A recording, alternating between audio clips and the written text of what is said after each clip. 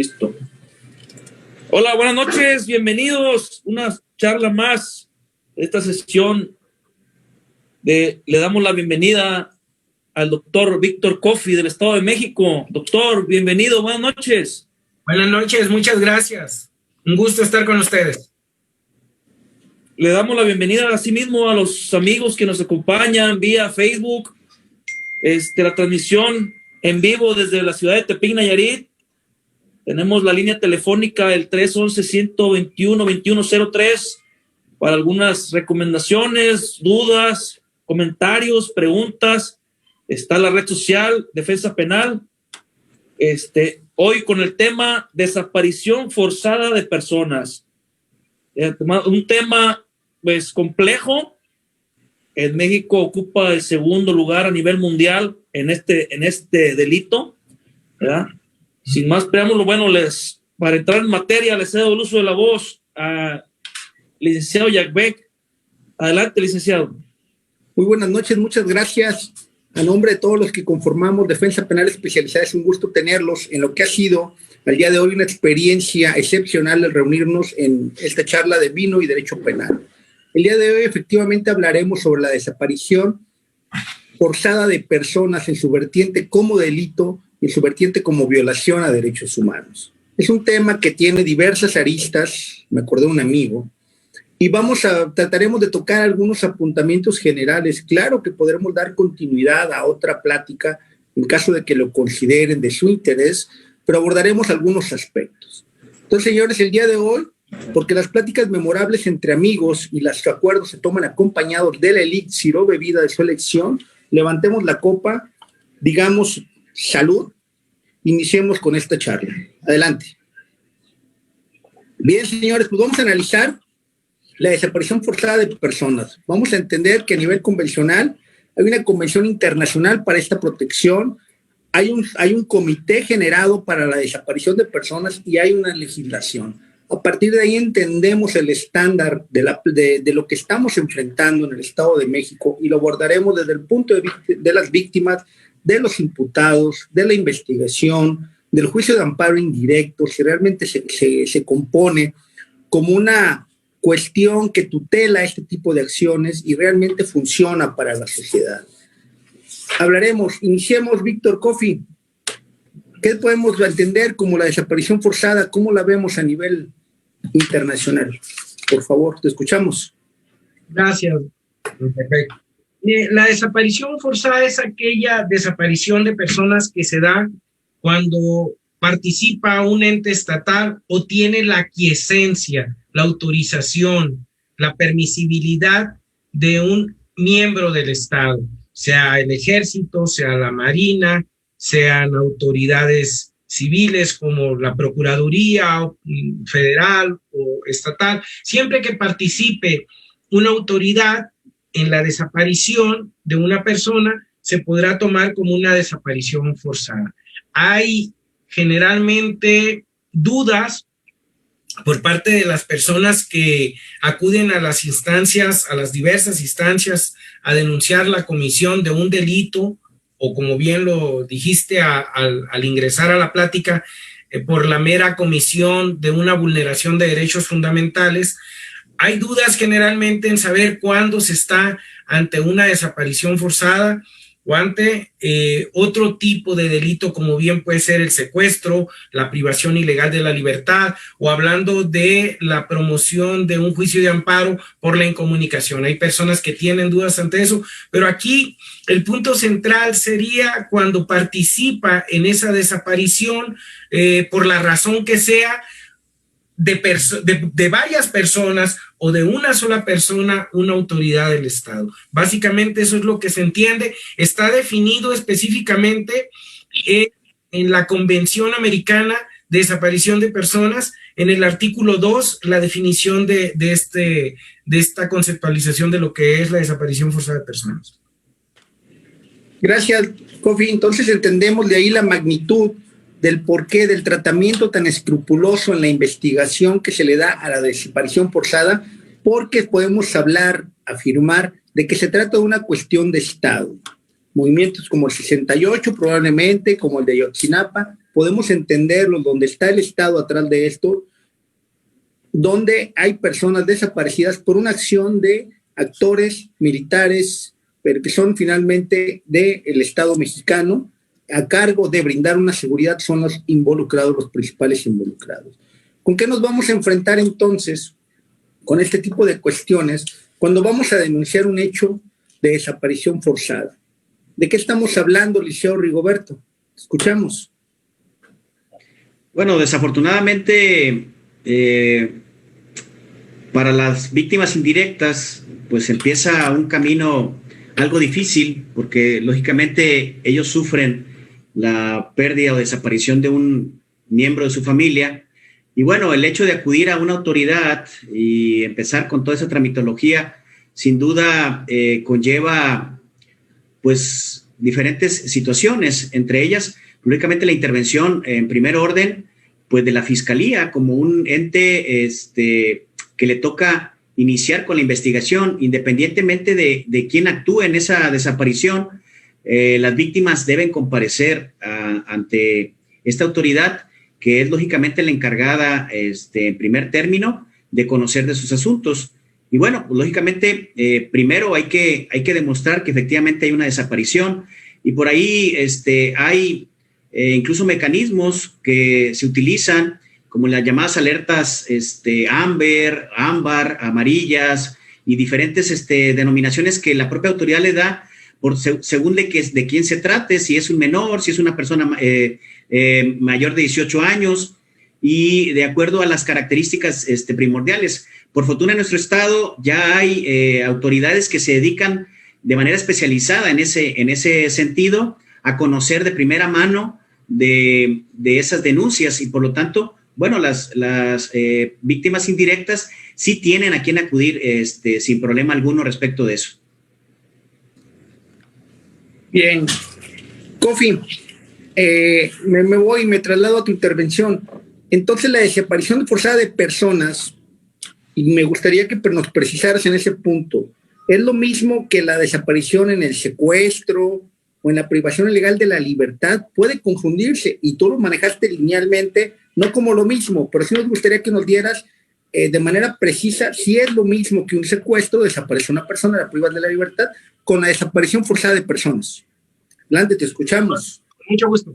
Efectivamente, existe la posibilidad de la confusión con este tipo de conductas perfectamente tipificadas. Es decir, no termina siendo lo mismo, aunque existe una confusión por parte de la ciudadanía, un secuestro a una desaparición forzada. A ver, vamos, un secuestro generalmente es un delito cometido por un particular respecto de otro particular.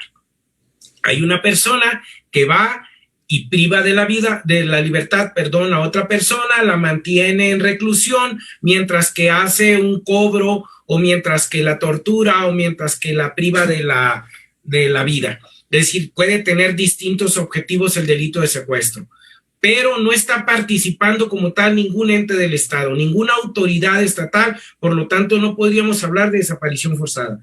Privación ilegal de la libertad. Hablemos, incluso puede participar una autoridad, pero no con la característica que requiere la desaparición forzada, de que no se sabe o se desconoce el paradero de la persona. A ver, hablemos de una persona a la que comete una infracción de tránsito, digamos, se le retiene, la meten en unos separos y resulta que la persona no fue la que cometió la infracción de tránsito o la comisión de algún delito y no merecía que lo privaran de la libertad, ni temporal ni permanentemente. Por lo tanto, hay una privación ilegal de la libertad. Hay un delito ahí en el que se participó por parte de una autoridad, pero no con los fines de la desaparición forzada de personas, que es donde para mantener el control, una persona disidente, para mantener un control político o darle viabilidad a una administración pública, a un gobierno, para darle salida a algunas políticas que se tengan,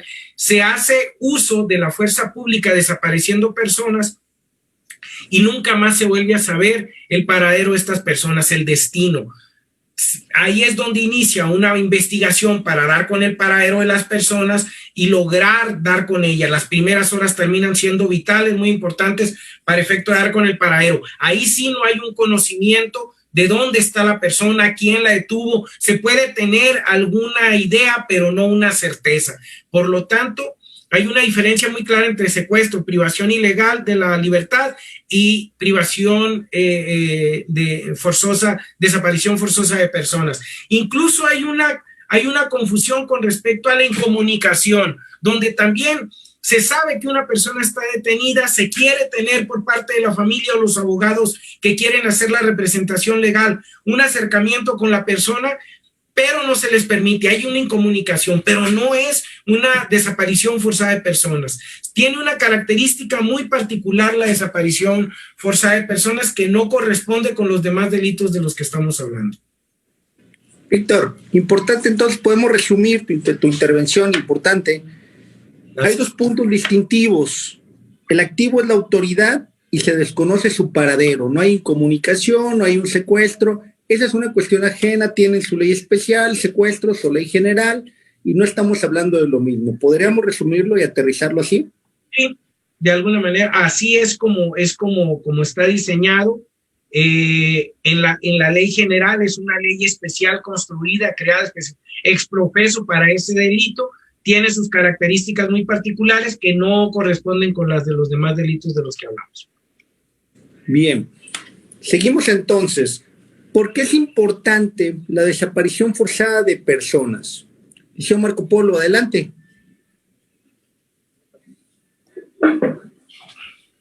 ¿Por qué es importante la investigación? Para los que nos ven, nos siguen vía Facebook, es un delito que se considera de lesa humanidad. Lesa humanidad, o sea, es un agravio a la humanidad. Tan es así que se crea una convención internacional para la protección de todas las personas contra las desapariciones forzadas, aprobado por la Asamblea General de la ONU. También se crea un comité que supervisa su aplicación. Darles el impacto de este delito, que en México se crea una ley general en materia de desaparición forzada, licenciado. Gracias, Liceo Marco Polo. Entonces, es importante. Hay una convención, hay una comité y hay una ley. Tocaste un tema, lesa humanidad. Kofi, ¿qué es lesa humanidad?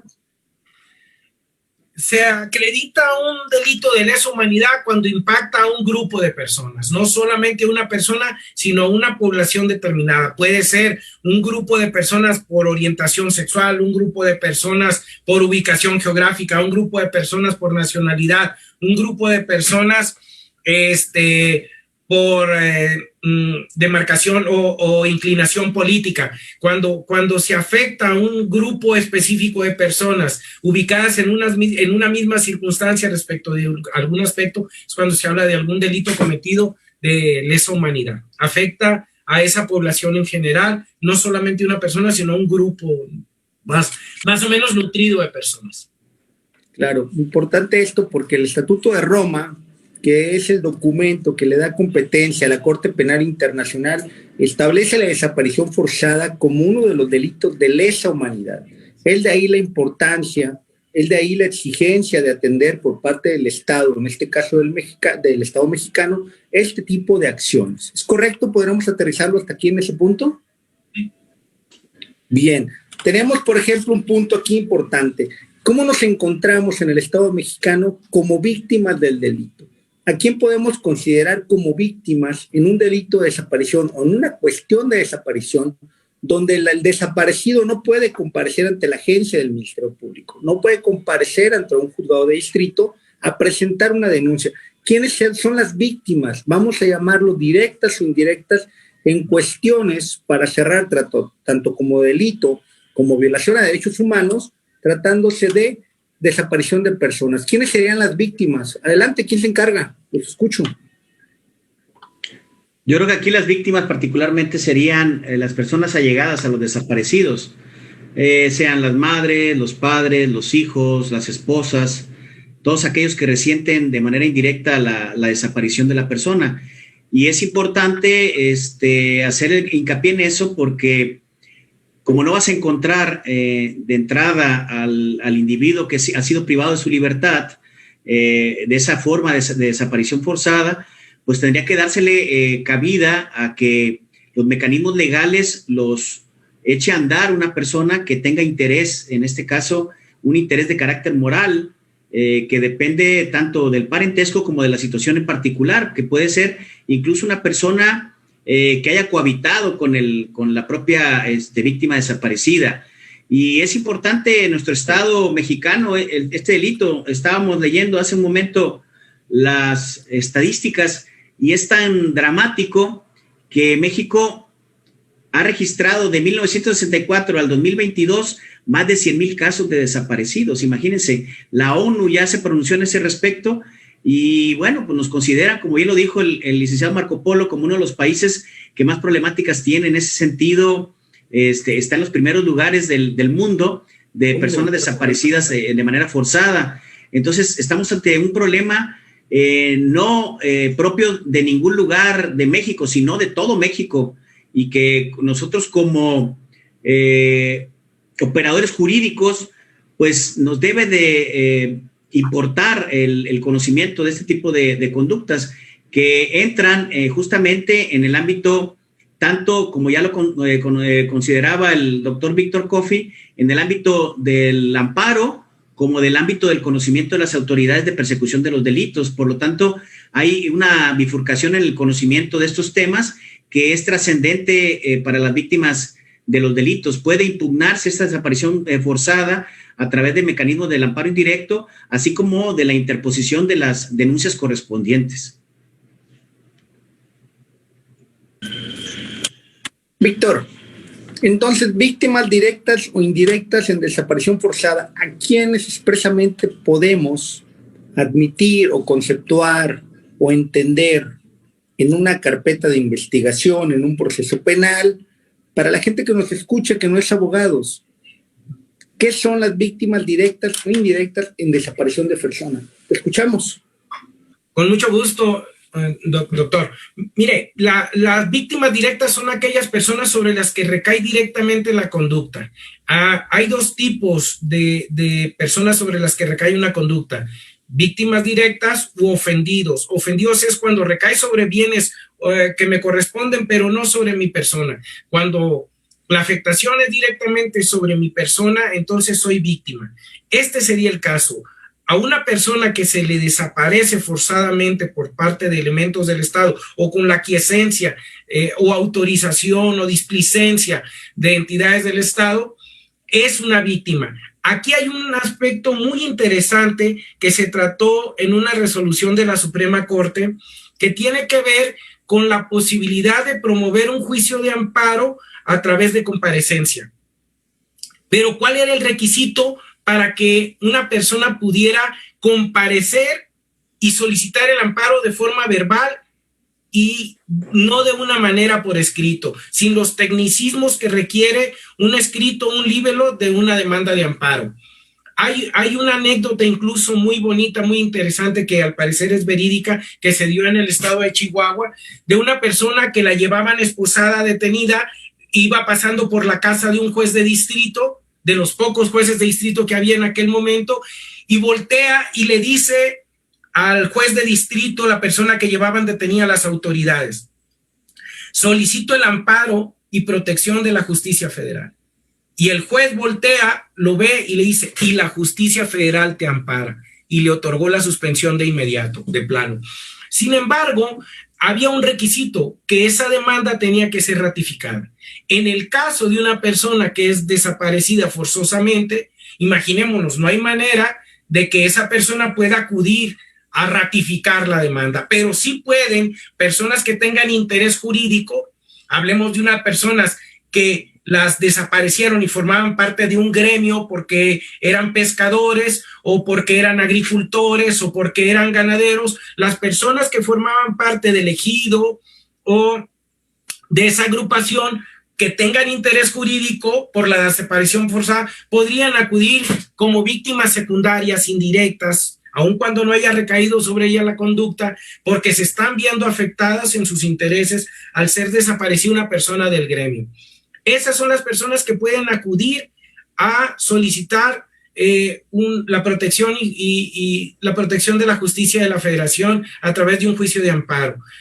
Sería esa la diferencia entre una víctima directa, entre un ofendido y entre una víctima indirecta que solamente tenga interés jurídico. Con que acredite su interés jurídico sería suficiente para la actuación de las autoridades jurisdiccionales en materia de amparo.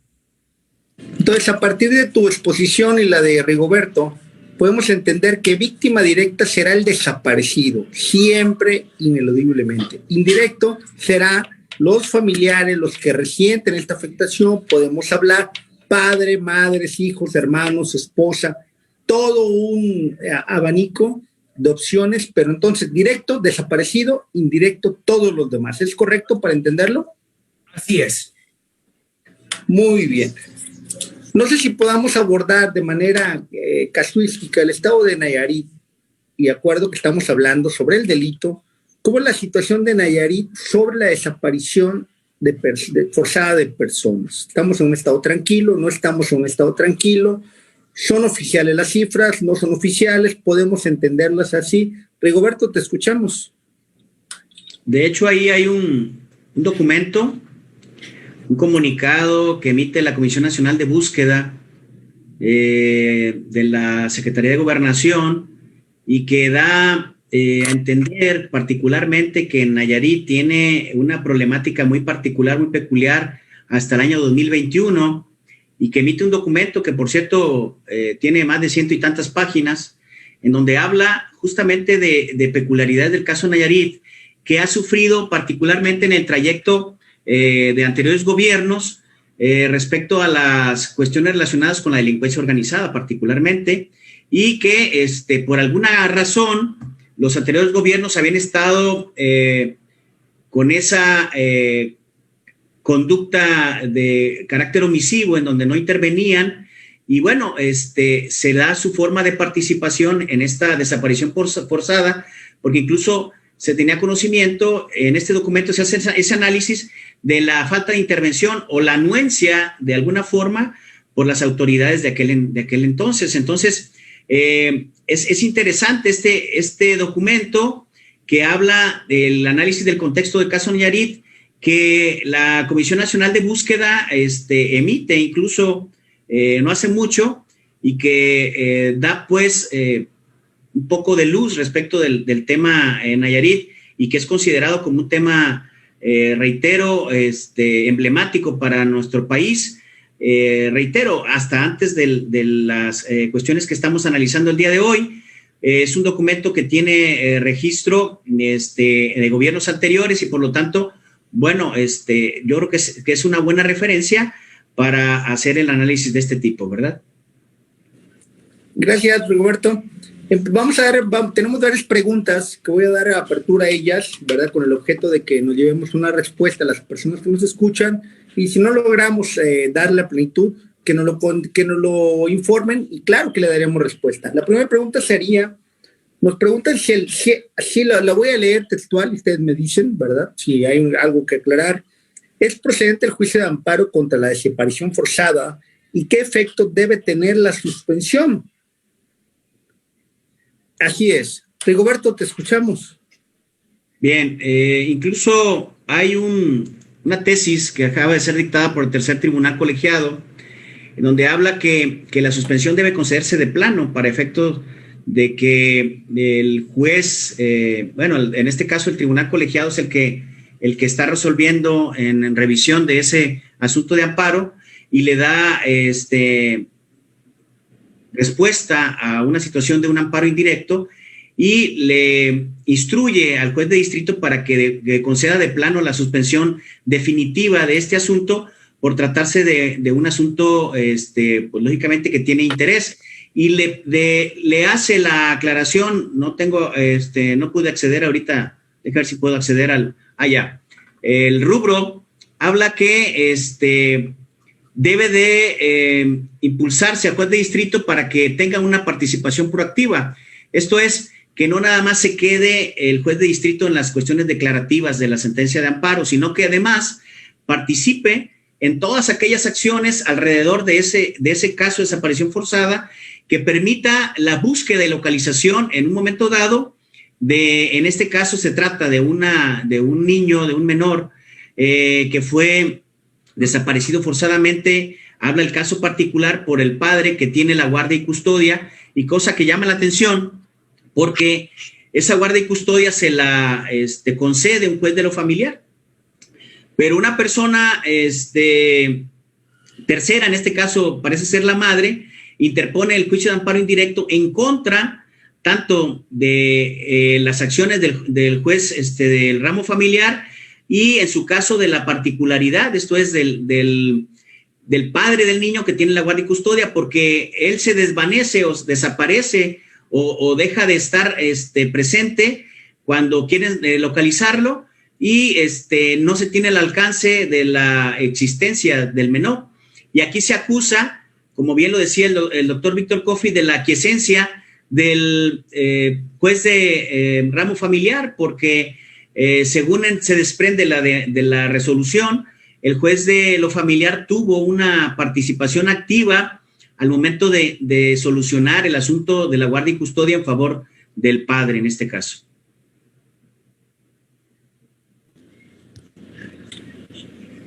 Entonces, una actuación proactiva, ¿no? En este caso, el juez de distrito sí trabaja, ¿no? Vamos a entenderlo así.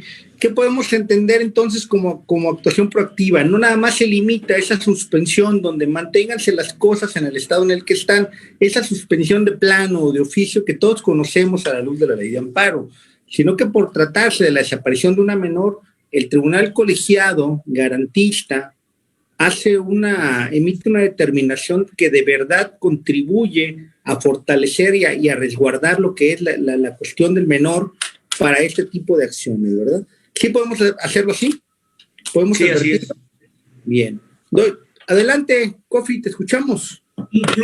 Incluso en la resolución que acaba de sacar la Corte 51 del 2020, si mal no recuerdo, de la primera sala, al resolver un tema sobre la reparación del daño y tocar el tema específico de la suspensión, habla incluso de llegar al grado de que el juez puede pararse de su escritorio y acudir al lugar donde haya sospechas, donde está desaparecida y resguardada ilegalmente la persona. A ese extremo puede llegarse. Muy poco visto, muy poco hecho. Tenemos jueces que no tienen esa formación, no quieren tomar esos riesgos, se podrá entender, pero pueden llegar hasta allá. Es decir, tienen esa facultad y se les tendrían que dar todas las posibilidades. A ver, pensemos en que van a una guarnición militar. Sería mucho más interesante ver llegar a un juez de distrito, ¿no? Que acaba de otorgar una suspensión de plano con un efecto restitutorio, parándose en una guarnición militar y pidiéndole al encargado, permíteme el acceso, déjame ver los separos, a ver si aquí está una persona que se está acusando que está desaparecida forzosamente y que la última parte o lugar donde se le vio fue cercana a la guarnición militar. Entonces, ese tipo de actuaciones sería loable, sería interesante verlo que se ejecuta, que se lleva a cabo y no dejarle solamente la tarea a un actuario que por buen funcionario que sea, las condiciones para que le permitan el acceso o una investigación proactiva, restitutoria, garantista verdaderamente, no va a ser fácil que le permitan el acceso. Hasta allá, en esa resolución se toca ese tema de que hasta allá podría llegar un juez de amparo. Sí. Importante este criterio que mencionas, Coffey, que está hecho en escritorio, ¿no? Porque la práctica que te ha dado en el Poder Judicial Federal, ¿verás tú a un juez de distrito entrando a una guarnición? Sería muy complicado. Fíjate que en mi estado hay un caso, no recuerdo ahorita el nombre del juez, que posteriormente fue magistrado, muy garantista. Él sí, tengo información que le desaparecían a personas, en aquel momento más orientada a la privación ilegal de la libertad, iba a los separos de la Procuraduría y el propio procurador, escondido en sus anécdotas que me enteré de forma indirecta, le hablaba a los guardias que estaban encargados de los separos: ábranle y entréguenle a esta persona, a este juez, ¿no? Imagínate el impacto que genera ante un procurador, ante un agente del Ministerio Público que tiene guarecida, resguardada, ocultada, no privada de la libertad de una persona. Ver llegar a un juez sería impactante y sería muy interesante. Lamentablemente no es una práctica común, se requiere mucho valor, se requiere tener tiempo, están saturados los jueces, también no quiero hablar mal de ellos, tienen muchísimo trabajo, pero habrá casos que valiera la pena, y las primeras horas de investigación en este tipo de delitos, de desaparición forzada, de privación ilegal de la libertad, de incomunicación, es importantísima. Y valdría mucho la pena que se hiciera algo común, ver llegar a titulares, a separos o a guarniciones militares. Bien, concluimos con la importancia. Hay una pregunta, creo que ya está contestada, sobre si la desaparición forzada de personas es lo mismo que la desaparición, el secuestro y la privación legal de la libertad. Kofi, creo que ya lo contestaste. Si nos puedes dar una respuesta resumida de lo que nos dijiste hace unos momentos, para dejarles dar la respuesta congruente, por favor. Sí, que comentamos, no es lo mismo, tienen identidades jurídicas y alcances distintos. Partamos de la base de que la privación ilegal de la libertad, el secuestro, constituyen delitos, sola y únicamente delitos. La privación, la desaparición forzada de personas es tan relevante, es tan importante, ha cobrado tanta fuerza a nivel no solamente nacional, sino internacional y básicamente en Latinoamérica, que se ha convertido, se ha permitido no solamente su investigación desde un ámbito meramente penal, sino constituyéndolo como una vulneración flagrante, importante, multiofensiva, es decir, afecta en varios flancos, tiene varias aristas, y se permite que sea una vulneración de derechos fundamentales de alto impacto. Entonces, abre posibilidades distintas, permite investigaciones de distinta índole. No es lo mismo que solamente se puede investigar por un agente del Ministerio Público por la comisión de un delito, a que también se puede investigar por la comisión de una vulneración de derechos fundamentales, por una comisión de derechos humanos o por organismos no gubernamentales. Es decir, se abren aristas. Y lo importante de esto sería que en el caso de la desaparición forzada de personas, al darle un tratamiento de violación de derechos humanos, pierde su estándar básico probatorio. Es decir, por mínimo que sea el estándar de pruebas en materia penal, hay un estándar de prueba que es mucho más mínimo, atenuado, diferenciado en materia de una simple vulneración de derechos humanos. Correcto, Kofi. Bien, desaparición forzada de personas. La investigación, tanto como delito o como violación a derechos humanos, nos habla que en este caso hay una reversión de la carga probatoria. ¿Quién se hace cargo? ¿En qué consiste esta reversión? Como víctimas, ¿qué debo entender? Como quejoso en un delito, en un amparo indirecto, o como denunciante, víctima indirecta ante un agente del Ministerio Público, ¿en qué consiste la reversión de la carga probatoria? ¿Y por qué tiene similitud con el hecho de tortura atendido en sus dos vertientes? Adelante, díganme. Yo me puedo hacer cargo si me lo permiten. La reversión de la carga probatoria implica que un adagio jurídico, un principio jurídico, sobre todo que aplica en materia penal, que es de donde deriva, de donde viene la matriz, de donde emerge el delito de desaparición forzada de personas, aunque también lo estamos viendo que hay una simple vulneración de derechos humanos, no simple, pero una vulneración de derechos humanos de alto impacto.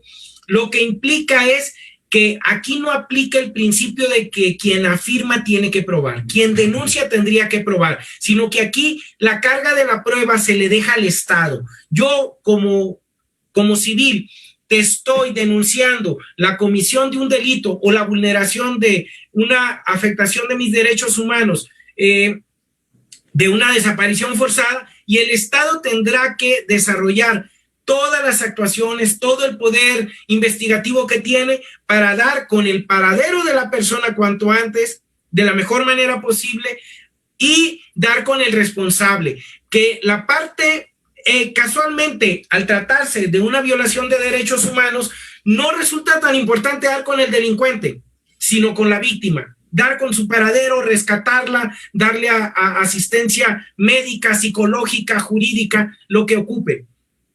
Pero la reversión de la prueba, para contestar sucintamente, lo que refiere es, yo no tengo, aunque yo denuncio, no tengo la obligación de demostrar que hay una desaparición forzada, sino que el Estado tiene que investigar y tiene la carga total de la prueba de acreditar o la comisión de la vulneración de derechos fundamentales o la acreditación de la comisión de un delito de esa índole. Das un punto importante. Entonces, el Estado es el que tiene toda la obligación de demostrar que no hay una persona desaparecida. Es correcto. Y hay una pregunta importante que creo que responderá a los que lamentablemente se encuentran en esta situación. Como víctima, ¿qué me corresponde? ¿Qué me toca hacer en este tipo de delitos? ¿Qué debo hacer? ¿Cuál es mi obligación? ¿Se constriñe nada más denunciar? ¿O tengo que hacer algo más derivado de la reversión de la carga probatoria? ¿Cuál es mi obligación constitucionalmente, convencionalmente? ¿O el Estado está obligado, con el solo hecho de la noticia, ejercitar todo este aparato burocrático de instituciones para llevar a cabo la investigación y dar con un derecho de todas las víctimas, el derecho a la verdad? ¿Quién se hace cargo? ¿Qué me toca como víctima? Sería el planteamiento. Abogado, yo creo que en este caso, como ya lo dijo el doctor Coffey, la carga de la prueba no le corresponde al denunciante ni al querellante. En este caso, particularmente del delito del que estamos hablando, es un denunciante, la víctima indirecta.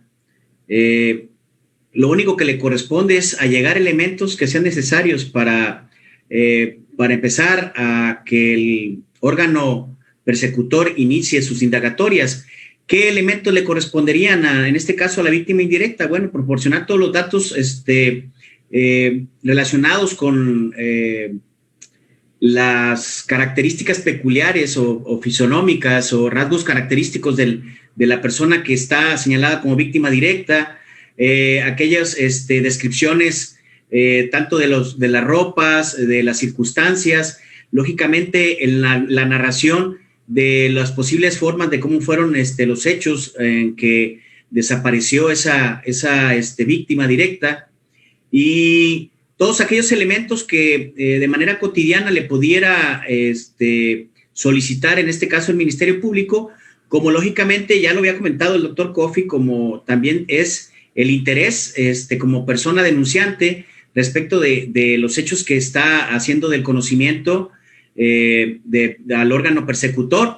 Y bueno, pues aquellas situaciones de las cuales se encuentre del conocimiento, lógicamente su conocimiento de los hechos pues va a lo mejor ser bastante básico, y por lo tanto pues no puede la autoridad exigirle el reconocimiento de otro tipo de situaciones que no estén a su alcance. Como lo hemos comentado, le corresponde a la autoridad a través de los mecanismos legales que tiene, que por cierto tiene ya bastantes, porque este tipo de agencias especializadas cuenta con muchos elementos para la investigación.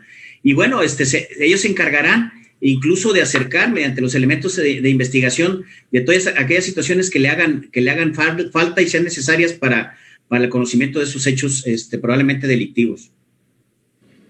Entonces podemos atender esta parte que como víctima, que no es en la práctica así, cumpliríamos con denunciar, y el Estado en todas sus vertientes, estatal, federal, municipal, a través de todas sus instituciones, seguridad pública, procuración de justicia, administración de justicia, debieran implementar, poner en marcha todo este aparato para atender una denuncia de desaparición de personas. Así lo entenderíamos. En la práctica no pasa así, pero así lo entenderíamos. Eso podemos resumirlo, ¿verdad? Así es. Bien. Como imputado hay una pregunta. ¿Por qué defender a los imputados de este delito, a los acusados de un delito de desaparición de personas? ¿Quién me puede hablar sobre presunción de inocencia, defensa adecuada? Adelante, los escucho. Sí, me gustaría hacerme cargo ahí también de ese tema. Este delito, por grave que sea, por impactante que sea, como cualquier otro delito, una persona que lo cometió tiene todas las prerrogativas, todas las garantías, todos los derechos de defensa que en un país que se jacta de ser democrático como México, tendrían que respetársele. A ver, partamos de que es importante hacer ver que este delito, como muchos otros que se han ido deslizando en nuestro país, México, bajo la filosofía del derecho penal del enemigo. Es decir, ¿qué es esto? Hay derecho penal para las personas comunes y corrientes que fraudean, que abusan de confianza, que lesionan, que cometen homicidio y tienen un código penal establecido con las punibilidades convencionales, digamos, para ese tipo de delitos. Sin embargo, hay delitos que por su impacto, por su jerarquía, por el daño que pueden causar al tejido social, se diseñan legislaciones específicas. Pensemos en delito de trata de personas, pensemos en delito de secuestro, pensemos en delitos de desaparición forzada. Tiene una legislación especial. Es decir, parten de una filosofía, de una matriz del derecho penal del enemigo. No le llaman como tal, no le quieren llamar como tal, porque tiene un impacto el decir que hay una diferenciación de un delincuente a otro, pero la verdad es que hay un derecho penal del enemigo.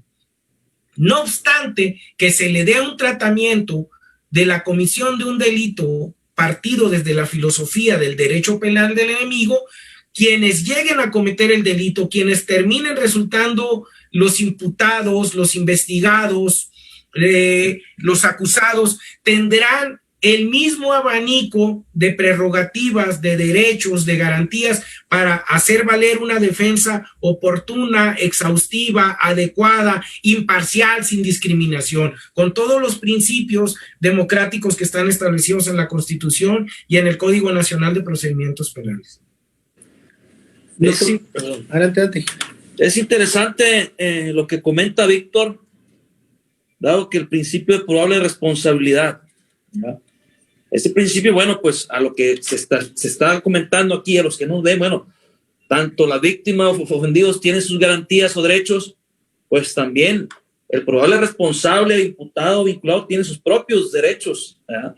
De esa manera, bueno, pues es un equilibrio en la balanza de la justicia, ¿no? O sea, la gente puede decir, oye, pues, ¿por qué defienden delincuentes? ¿O por qué esto? Bueno, son probables responsables, señores, hasta que no se demuestre lo contrario. Para eso existe el mecanismo, un proceso que debe seguir, ¿verdad? Adelante. Es correcto lo que dice Marco Polo, que abona lo que dice Víctor Coffey. Bueno, pues lo cierto es que el derecho humano, una defensa adecuada, es parte de la persona, ¿no? Es parte de la que gozamos todos y no lo podemos nosotros decir, no quiero que me defiendas. Hay un principio de presunción de inocencia que marca Coffey, que efectivamente hasta que no me declaren culpable, pues claro que el Estado tendrá que defenderme, incluso de manera gratuita, como lo hemos visto. Y por tanto yo creo que es importante eso que señalamos. ¿Por qué tenemos que defender o por qué se defiende a un imputado de desaparición de persona?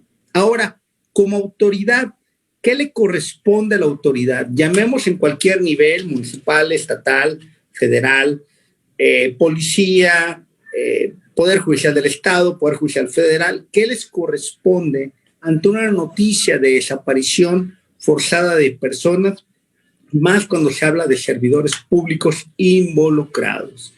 ¿Quién se hace cargo? Los escucho.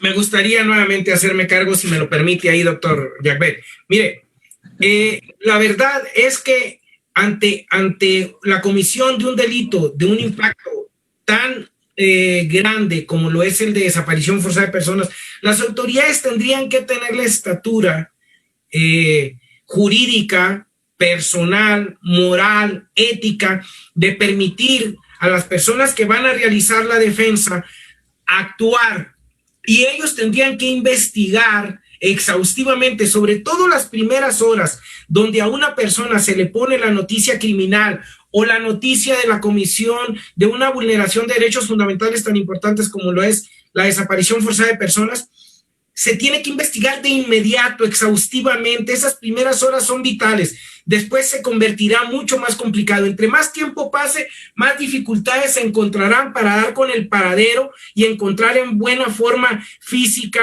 emocional, mental a la persona. Sí quiero recalcar, abonando un poco a lo que contestamos hace un momento respecto de los derechos del imputado, la persona que defienda al imputado sí me gustaría hacer énfasis en que tiene que ser un abogado muy valiente y competente. Es decir, este tipo de casos no los puede llevar, dicho sea con todo respeto, un mediocre, porque son delitos que por el impacto que generan no van a tener las facilidades de la autoridad. Pensemos que lo van a llevar a Seido y no le van a permitir el acceso con facilidad al defensor. El defensor tiene que tener las habilidades, los conocimientos para abrir las puertas aún de un lugar como Seido y poder entrar a hacer su trabajo. Pero eso no lo puede realizar cualquier persona. Se necesita tener como herramientas los conocimientos jurídicos básicos, exhaustivos, que establecen los pactos internacionales, la convención en especial de desaparición de personas y la Constitución, el Código Nacional de Procedimientos Penales, y recurrir a los mecanismos para poder abrir las puertas de un lugar herméticamente cerrado para que permitan, sea por voluntad o sea obligados por autoridades y la ley, a permitir realizar una defensa. Una vez que se tiene detenida la persona que cometió el delito, que repito, no, en este caso en particular, este delito no es lo más importante dar con el delincuente, es dar con la víctima. Sin embargo, en el caso que se dé con la persona que cometió el delito, quien realice la defensa sí requiere tener herramientas vastas y un valor considerable, porque se van a enfrentar resistencias. Es mi punto de vista. Doctor, importante, valiente, competente, no mediocre. Creo que es importante porque aunque nos guste o no, es cierto que nos vamos a enfrentar a que tenemos a la autoridad en este tipo de delitos, o en este tipo de conductas, o en este tipo de violaciones de derechos humanos, tenemos a la autoridad enfrente, ¿no? Por lo tanto, no, es importante, valiente, competente, no mediocre. Entonces, podemos resumir, Rigoberto, Víctor, Marco Polo, que a la autoridad le toca probar que la persona no está desaparecida, ¿no? Indudablemente, y nos retrotraemos a la reversión de la carga probatoria. Yo, como particular denunciante de un delito de desaparición forzada, ¿cómo acredito que está desaparecido mi familiar? No puedo hacerlo. Sin embargo, el Estado sí debe acreditar que no está desaparecido. Y esto es un símil a lo que pasa con el hecho de tortura, atendido como violación en derechos humanos o como delito. ¿Qué significa? Que la autoridad debe demostrar que no fue torturado la persona, no yo acreditar que no fue. Hay un comentario que nos aparece aquí en WhatsApp que se los quiero leer. ¿Qué pasa en la realidad entonces? En nuestro sistema jurídico tal parece que a las víctimas se les exige que aporten pruebas para comprobar la desaparición de familiares. ¿Esto es correcto o incorrecto como pregunta? Creo que abona efectivamente que sí, en la realidad se les pide que acrediten que está desaparecida la persona. Alguien que abone en otro sentido, alguien que sume esto, los escucho. Sí, definitivamente la víctima no nada más se trata de denunciar, lógicamente le van a exigir algunos elementos probatorios, aunque sabemos la obligación que tiene la autoridad al conocimiento de los hechos probablemente delictivos, le van a exigir a la víctima que acerque algunos elementos que, bueno, pues podrían ser mínimos o no, sin embargo, tendrán que tender a comprobar o a acercar elementos de que efectivamente hay una desaparición, como, bueno, pues a lo mejor testimonios probablemente de la existencia, de la intervención de alguna autoridad o un reconocimiento de alguien que participó como autoridad en esa situación, de lógicamente, la inexistencia física de la persona en el momento en que se inicia alguna búsqueda. Desafortunadamente, como bien lo decía Víctor, aquí lo que tenemos en contra como víctimas o como tienen en contra como víctimas es justamente el tiempo, porque generalmente la autoridad exige que pase una determinada cantidad de tiempo para que efectivamente se considere que una persona ha desaparecido y que, bueno, no nada más se le privó ilegalmente la libertad. ¿Qué se hace? Bueno, pues tendremos que iniciar una búsqueda con las autoridades pertinentes y verificar que efectivamente no se encuentra allí, ¿sí? Y que no hay un mecanismo legal por el cual fue detenido, que no hay una posibilidad característica de que esa persona se haya evadido de su situación particular, que conste efectivamente, no sé, en algún documento su anterior lugar de existencia y que de repente pues no tengamos conocimiento de su aparición y en fin, un sinfín de situaciones que le van a exigir que la víctima indirecta presente elementos que pues son valiosos dado el tiempo que se encuentra contra. Esto es importante porque, bueno, ya lo comentábamos, entre más tiempo pase, hay mayor imposibilidad de encontrarla, de encontrar a la persona que ha sido desaparecida. Entonces, desafortunadamente sí, aún que la autoridad tiene obligación, se vuelve un poco tortuoso para las víctimas el acercar elementos que tiendan a acercarle elementos también a la autoridad para que se reconozca que efectivamente hay una desaparición de este tipo, ¿verdad? Marco Polo, ¿ibas a abonar algo? Sí, lo que comentaba Víctor y Rigoberto.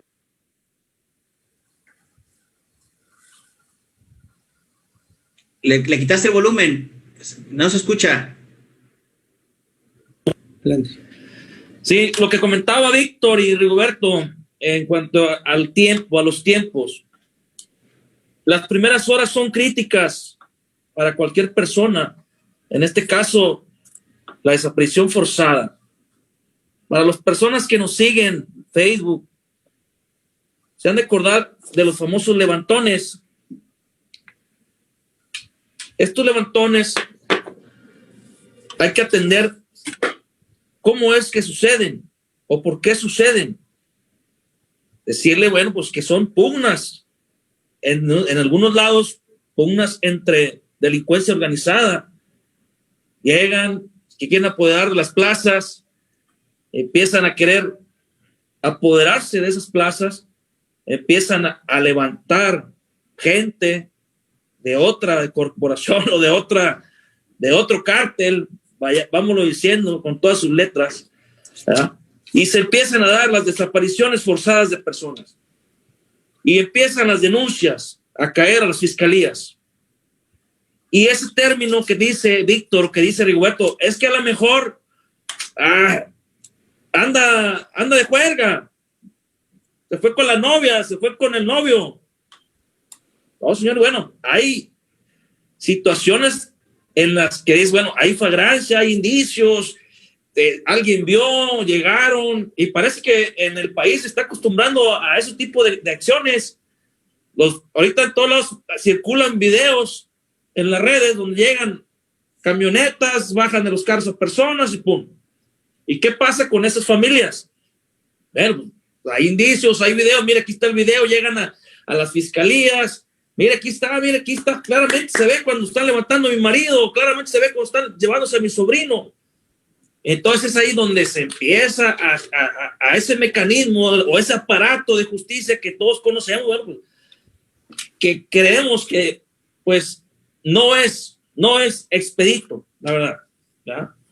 Pero a razón de eso, las personas que nos ven, bueno, pues sí hay ponerse de un lado de lo que son las personas a los que sufren este tipo, las víctimas indirectas, como ya se ha quedado establecido.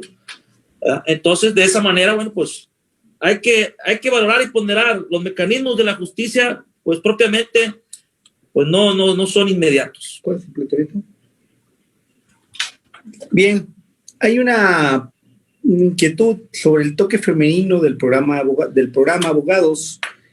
Comentarle, Paulina Ortega, créalo que efectivamente hemos invitado, como son importantes, abogadas, asociaciones civiles o personas que tengan interés en participar del sexo femenino, incluso de indistinto sexo. Pero no hemos contado con la participación, no hemos contado con anuencia en la convocatoria para adherirse a nosotros. Por lo tanto, que era lo que nosotros, en cuanto a una persona, independientemente del sexo, en este caso femenino, como usted nos lo comenta, se adhiera a este punto, a esta discusión, será bienvenida y será respetada por este punto. Está abierta todo el mundo, no abogados, hay un abanico de posibilidades. Estas charlas que estamos implementando como una bella tradición es en el punto donde discutimos no solo los que conocen el derecho, sino personas que tienen de un punto en particular algo que manifestar, algo que discutir. Por lo tanto, bienvenidas sean todas las aceptaciones a nuestras invitaciones, y claro que les estaremos viendo en las próximas charlas a personas del sexo femenino. Otro punto. En ese sentido, licenciado, nada más comentarlo, que ya hemos contado antes con personas del sexo femenino dentro de nuestras charlas. Nada más que el día de hoy coincide que a lo mejor lo está viendo y no está presente justamente personas del sexo femenino, pero sí antes hemos contado con el favor de la presencia de algunas abogadas. Recordemos eso nada más. Claro que sí, gracias, Rigoberto. Un punto, los colectivos. Hemos escuchado de los colectivos en investigaciones de este tipo de delitos, en investigaciones de este tipo de acciones. ¿Quién puede comentar cuál es su injerencia, su participación? ¿De qué se trata todo esto de los colectivos que respetuosamente nos referimos a ellos? Adelante, Rigoberto, te escuchamos. No soy especialista en el tema, pero hemos comentado ya respecto del favor que incluso conocemos por ahí algunos integrantes, y nos damos cuenta que la actividad que ellos realizan es muy importante para la búsqueda de las personas desaparecidas en general.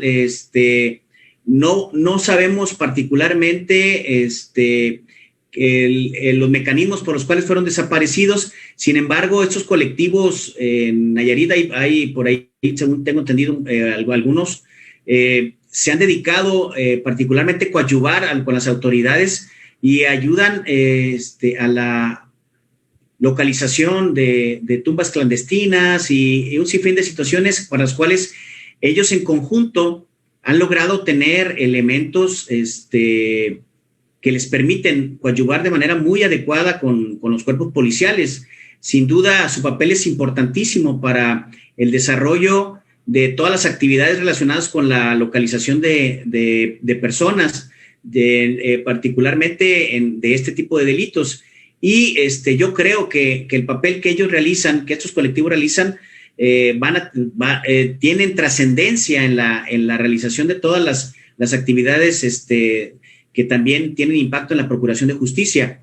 Sin duda, el papel que realizan los integrantes de estos colectivos, que la mayoría de las veces son víctimas indirectas de los delitos de desaparición forzada, estos familiares de los desaparecidos, sin duda el interés que tienen de carácter moral que los impulsa muy particularmente a participar en las acciones de estos colectivos, da frutos y sigue dando frutos todos los días. Desafortunadamente nos encontramos en las redes justamente la localización de personas desaparecidas, desafortunadamente ya fallecidas, y que, bueno, no hubiera sido posible en muchos de los casos sin el ahínco que tienen, la esperanza que tienen las personas que integran estos colectivos, que mis respetos, tienen una capacidad tan extraordinaria encomiable, tan extraordinaria en la búsqueda de sus familiares, que es un mérito enorme, y que a nosotros que estamos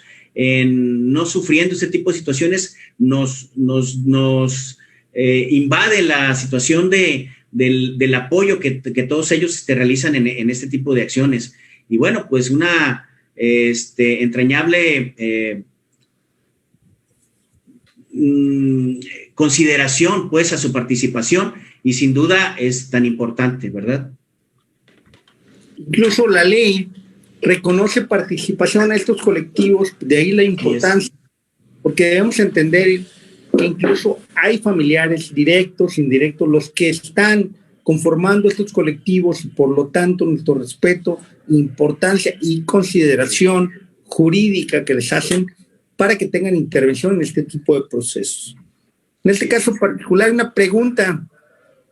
¿Es conveniente aportar pruebas por cuenta personal a la Fiscalía o mejor dejar ese trabajo a la autoridad? ¿Quién quiere intervenir en ese punto? Debemos entenderla en que con el solo hecho de la denuncia es suficiente que la Fiscalía actúe, o nosotros debemos interpretar, debemos trabajar activamente para ofrecerle, para llegarle datos a la Fiscalía para su investigación. ¿Quién se hace cargo? Los escucho, adelante. Yo creo que en ese punto todos los esfuerzos que se realicen en favor de la desaparición de una persona, en favor de encontrar a esa persona desaparecida, son importantes y son necesarios. Lógicamente la autoridad, en este caso las fiscalías, tienen muchos elementos alrededor que les permite llevar a cabo sus labores de investigación. Sin embargo, la participación activa de las víctimas indirectas sin duda va a ser siempre muy importante. Entonces, el hecho que una víctima indirecta aporte por su cuenta elementos para integrar esas carpetas de investigación en la búsqueda de sus familiares desaparecidos o de las personas que fueron víctimas de esa desaparición, sin duda van a ser importantes. Y no creo que la Fiscalía se niegue a recibir en ningún sentido estos elementos. Al contrario, al momento de coadyuvar o de convertirse en coadyuvantes de esas investigaciones, sin duda apoyarán a que las fiscalías realicen mejor su trabajo. Yo creo que es súper importante eso. Grande, Marco Polo. Sí, es demasiado importante, licenciados, las personas que nos ven, porque por lo primero que nos piden o se les pide es una fotografía, señas particulares, tatuajes. De ahí la importancia del papá, la mamá, el hermano, para realizar algunas pruebas de carácter genético. Para ahí dijeras tú comentaste que los colectivos han sido importantes en la búsqueda de las personas y encontrando de alguna manera fosas clandestinas. Entonces, ante tal situación, esas pruebas que puede aportar el parentesco consanguíneo, madre, padre, hermanos, pues es importante que se puedan ser aportadas por ellos. Gracias, Alicia. Entonces, creo que con esto cerramos. Primeramente, dar algún elemento de ADN que tú comentaste, perdone, pues, ¿te lo exigen? Platícanos. Bueno, esto es a razón de lo que las fosas que se encuentran. De alguna manera, la ley establece, bueno, pues, ¿cómo vamos a identificar? ¿Verdad? Con pruebas de ADN genéticas, ya sea hasta de lo que es el ADN, bueno, hasta los que son los huesos, cabellos, ¿verdad? Si hay ropa, ¿verdad? Ha habido muchos casos, creo que en base a tatuajes mismos que traen las personas, que han determinado que sí eran la persona, ¿verdad? Lo que son entregar fotos actuales, los exámenes de ADN para corroborar la identidad o la conexión con los familiares. Bien, creo que entonces podemos definir, primero, la invitación está abierta para todas las personas que deseen participar en charla Vino y Derecho Penal, con que de manera activa a participar en este panel desde el punto de vista académico, desde el punto de vista del litigio, desde el punto de vista de la práctica judicial o ministerial. Son bienvenidos, hombres, mujeres y cualquier sexo, o no haya sexo, son bienvenidos para platicar con nosotros y por lo tanto siempre habrá esa apertura. Podemos cerrar esta plática, ¿verdad? Kofi, Aceves, Marco Polo, Yagüe sabía sus órdenes, con que podemos entender que tratados de la desaparición forzada, hay una convención internacional que tutela este tipo de conductas, de acciones, de omisiones, como queramos verlo. Que hay un comité de la Comisión Nacional de los Derechos Humanos que expresamente implementó para salvaguardar ese tipo de acciones. Que hay una ley, ley general, tiene un tema, ley general en materia de desaparición forzada de personas, desaparición cometida por particulares y del Sistema Nacional de Búsqueda de Personas desde el 17 de noviembre de 2017. Que hay una ley específica para salvaguardar este tipo de acciones, que las víctimas en sí mismos solamente debieran denunciar, pero que no es así la realidad, porque nos encontramos en un estado donde al tratarse de servidores públicos es un hecho que son los principales actores que nos van a llevar a interrumpirnos la investigación, que van a querer el hecho de que nosotros no tengamos la información. Por lo tanto, estamos en un delito que actuamos en contra del Estado. En contra del Estado no me refiero a que todos los estados sean partícipes de este tipo de hechos, sino que lo cierto es que hay servidores públicos que participan en este tipo de hechos. Ya lo dijeron, el COFI lo platicó, de otra entidad federal, de otro país, y lo platicamos como de Ayotzinapa, donde el Estado es el principal actor activo de este tipo de conductas. Que es un hecho que el imputado tiene derecho a que le respeten su derecho a la presunción de inocencia y a su derecho a su defensa adecuada en su vertiente material y jurídica. Y que la autoridad está obligada a demostrar que no desapareció una persona, no yo como imputado a demostrar que fue desaparecido. Que víctimas directas será el desaparecido y víctimas indirectas serán todos aquellos familiares que denuncien un delito.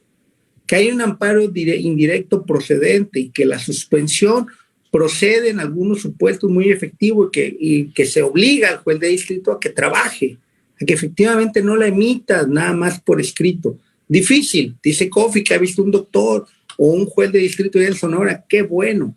Pero lo cierto es que la realidad no nos llevará a que un juez de distrito esté en la 13ª zona militar, aquí en Nayarit, pidiendo un acceso. Lo cierto es que no será así. Pero sin embargo, bueno, se acepta que la Corte ya le dijo y le ordenó que así fuera. Estamos atentos a esto, señores. Quedamos con estas conclusiones. Esperemos que haya sido de su agrado. Estamos a la espera de los nuevos temas y, como siempre, la invitación a todos aquellos que se interesen en participar activamente en nuestros temas académicos, jurídicos, practicantes, litigantes, estudiantes del derecho, son bienvenidos y les damos una grata referencia el día de hoy y una despedida por parte de Defensa Penal. Soy su fundador, Jacques Xavier Hernández Córdoba. Quedo a sus órdenes y es un gusto haber tratado con ustedes y esperemos que nos veamos en las próximas fechas. Despedimos lo que es la transmisión. Adelante la transmisión de Facebook y nos quedamos platicando los demás. Muy buenas noches, mucho gusto, salud. Yo quisiera hacer una última intervención. Adelante. Un minuto, por favor. Una conclusión de mi parte.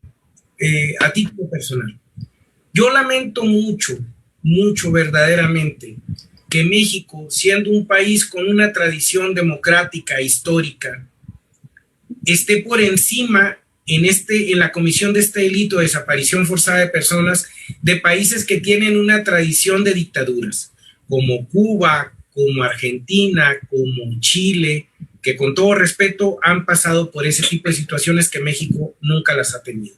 No obstante eso, México, con toda y su tradición democrática, donde elige sexenalmente presidente, donde es el voto de los mexicanos el que determina quién nos va a gobernar, tengamos este tipo de situaciones que nos equiparan a países que están en guerra, ¿no? Y tengamos el segundo número a nivel mundial de mayor número de personas desaparecidas oficial.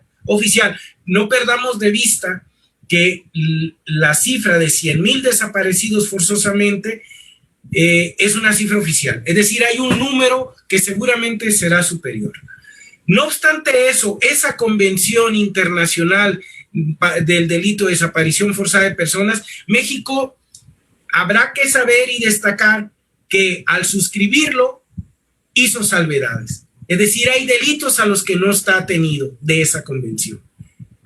Hay artículos que dice, yo a ese artículo no me apego específicamente al 9º. No le entro. ese artículo yo no lo cumplo. Cumplo lo demás que establece esa convención, pero ese artículo no. Es lamentable. Yo agradezco la invitación. Es un tema muy interesante que tiene muchos aspectos que se quedan en el tintero, que habría que tocar en otro momento, pero que esto fue un muy bonito acercamiento gracias al esfuerzo que está haciendo la firma.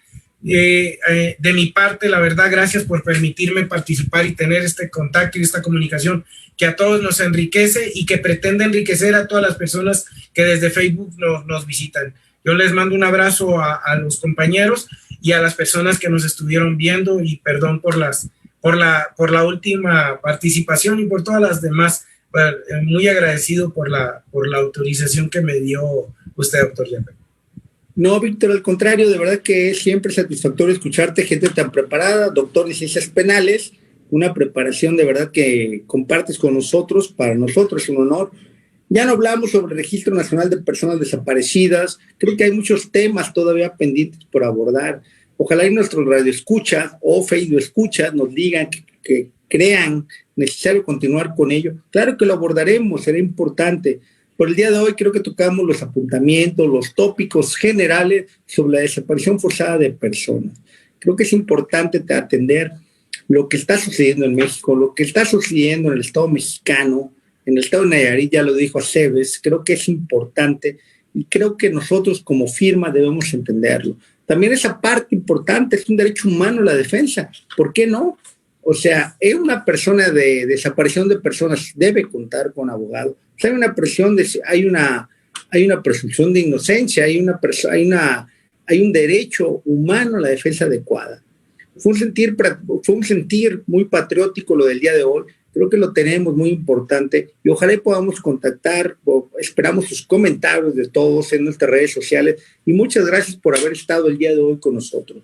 No nos queda más que dar salud y sobre todo, como siempre, las pláticas se dan entre amigos con una elixir, con la bebida mejor. Salud y estamos en contacto. Muchas gracias. Salud.